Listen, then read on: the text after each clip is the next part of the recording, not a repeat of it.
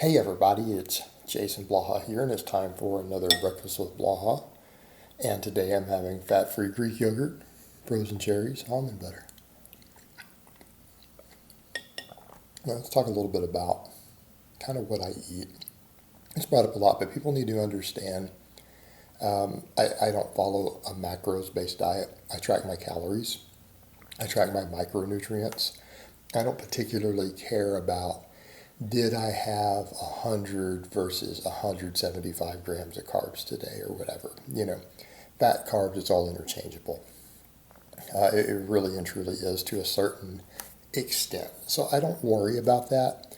But what I generally do is a very, very micronutrient rich diet.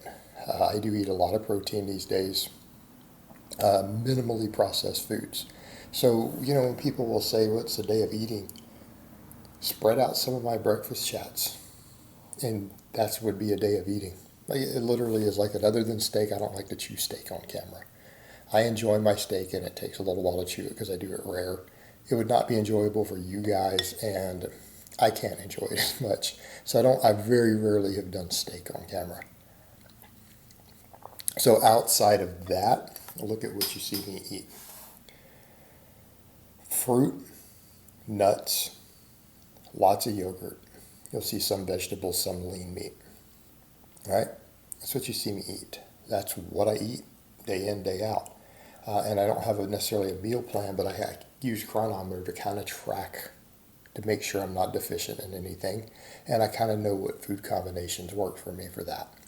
But outside of my protein sources, which are very high, so when I eat high protein sources, again, do the math. If I do one of the big containers of fat-free Greek yogurt, that's 800 calories.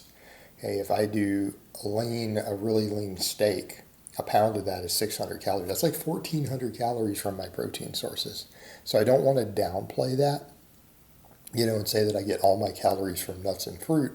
But when you put those to the side, that 14 to 1,600 calories a day I get from my protein sources, everything else is pretty much nuts and fruit. And I choose those for a lot of health benefits. It's health reasons, it's satiety reasons, but it has to do with the quality of the nutrients. And I'm not saying there have been times in the past I've done a lot of rice. I'm not saying, oh, rice is terrible or brown rice is terrible or legumes are terrible. What I'm saying is, from a nutrition perspective, I get more from these. Right? And I could easily go back and do vegetables and brown rice with all my proteins and be happy also. It works just fine. I might be worried about vitamin E deficiency. But that's the reason I do these things. So people would say, so why the nuts? Good caloric density. I like to have a lot of fat in my diet these days. I find as I get older, having large amounts of good fats in my diet, and that's polyunsaturated first, monounsaturated second, I find it helps with my recovery. It helps with my inflammation. I have better tendon health, better joint health. Okay, it matters. You younger guys, it may not matter as much. For me, it matters. Now, how much of it is the anti-inflammatory status of the fats, and how much of it is the vitamin absorption could be subject to a lot of debate, because a lot of those foods are higher in fat-soluble vitamins. Okay? Kind of a big deal. So that's one reason I do so much almond butter, is actually the vitamin E. It's almost entirely, from a calorie perspective, polyunsaturated and monounsaturated fat. It's extremely high in vitamin E. Okay? And again, all those fats help me absorb fat-soluble vitamins. And I need that for overall recovery. Right? It's useful for recovery.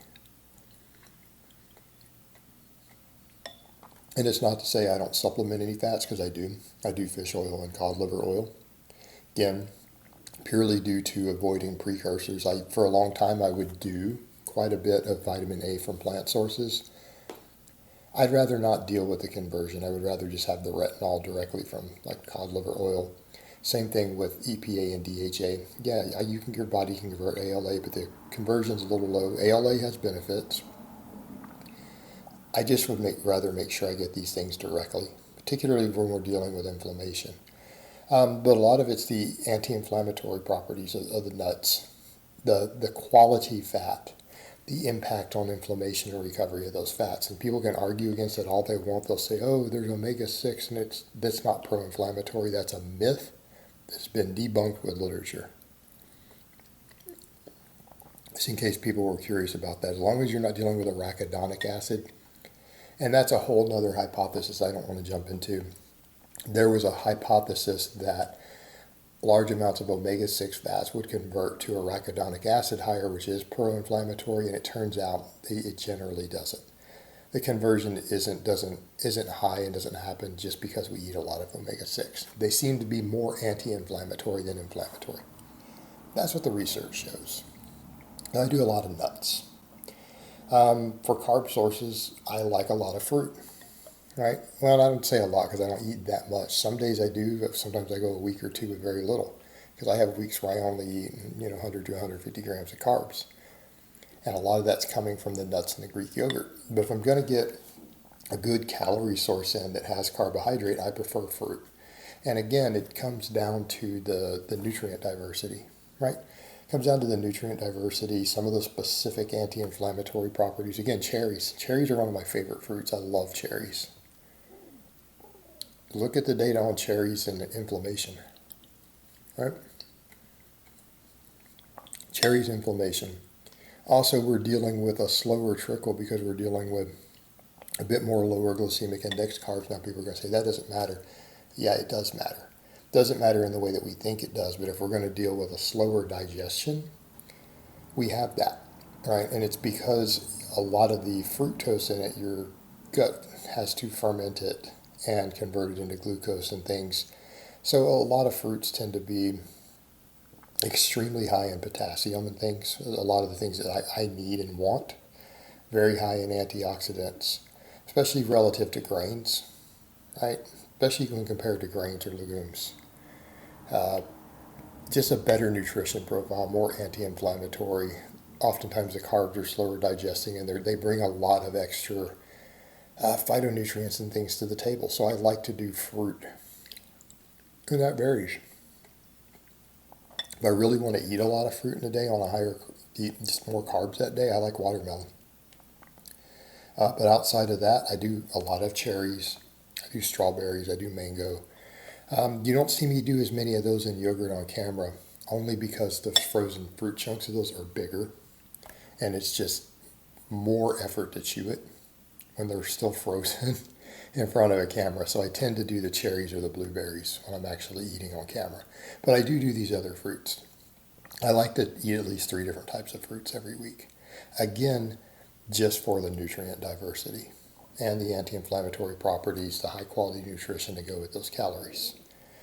So again, for those curious why I do those things, I do that, and I think that's largely the way to go for people.